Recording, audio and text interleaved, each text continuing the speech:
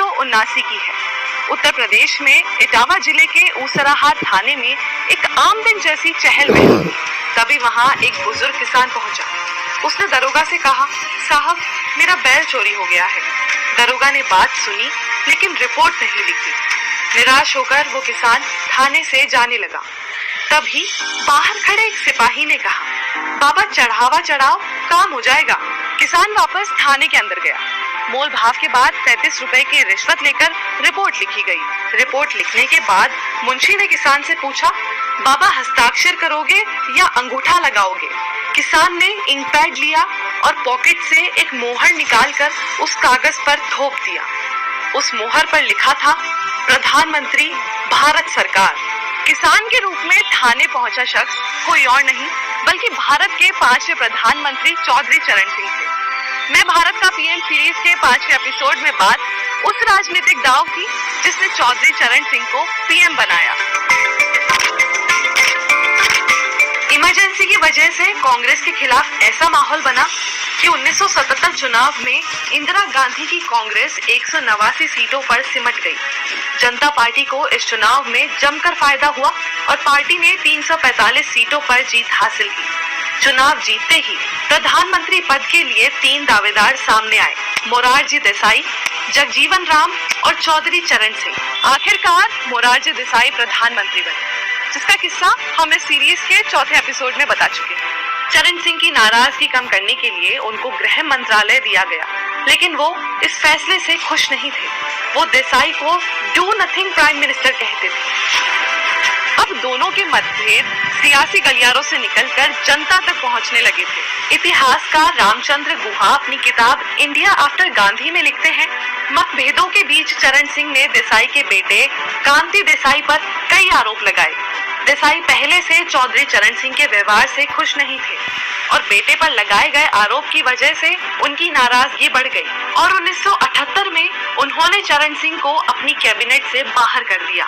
उनके साथ स्वास्थ्य मंत्री राजनारायण भी मंत्रिमंडल से बर्खास्त कर दिए गए थे। इससे नाराज चरण सिंह प्रधानमंत्री मोरारजी देसाई को सबक सिखाना चाहते थे, इसलिए उन्होंने शक्ति प्रदर्शन का सहारा लिया और दिल्ली में एक विशाल किसान रैली शुरू की।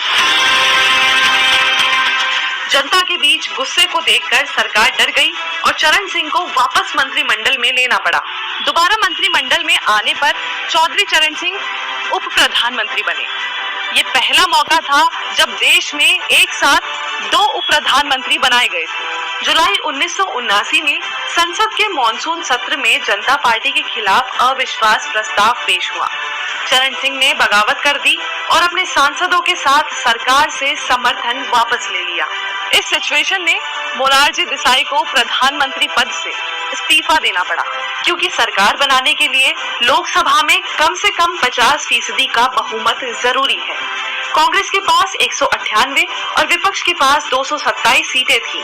वहीं चरण सिंह की पार्टी के पास 48 सीटें ही थी। कांग्रेस ने चरण सिंह की पार्टी को सपोर्ट किया।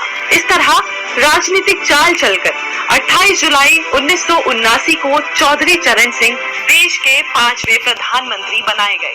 प्रधानमंत्री चरण सिंह की शख्सियत रौबदार थी। वो संत कबीर के अनुयायी थे। वो सिगरेट तंबाकू से हमेशा दूर रहे।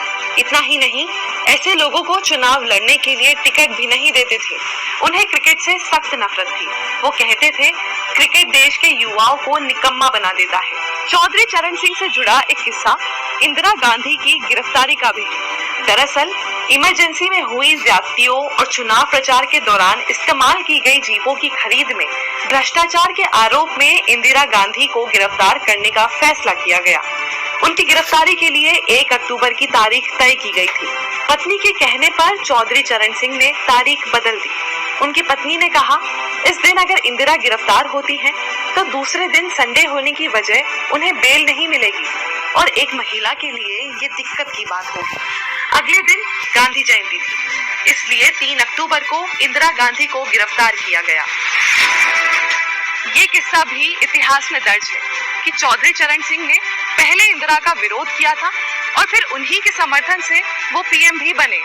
28 जुलाई 1979 को चौधरी चरण सिंह कांग्रेस और सीपीआई के समर्थन से ही पीएम बन पाए थे। तत्कालीन राष्ट्रपति नीलम संजीव रेड्डी ने उन्हें 20 अगस्त तक लोकसभा में बहुमत साबित करने का मौका दिया, लेकिन इंदिरा ने 19 अगस्त को ही अपना समर्थन वापस ले लिया और सरकार गिरा दी। उस वक्त की हिम्मत मैगजीन ने पहले ही ये खबर छाप दी थी कि इंदिरा ने चरण सिंह को प्रधानमंत्री बना तो दिया है, लेकिन वो मध्यावधि चुनाव चाह रही हैं। इंदिरा जानती थी कि चुनाव होने पर उन्हें ज्यादा फायदा मिलेगा। मैगजीन में ये लिखा गया कि इंदिरा गांधी को बदला लेने और अपनी बात मनवाने का मौका मिल गया। उन्होंने शर्त रख दी कि कांग्रेस नेताओं के खिलाफ जो मामले चरण सिंह ने मोरारजी सरकार में मंत्री रहने के दौरान दर्ज कराए हैं, उन्हें वापस ले लिया जाए। ये शर्त चौधरी चरण सिंह को मंजूर नहीं, इसलिए उन्हें इस्तीफा देना पड़ा।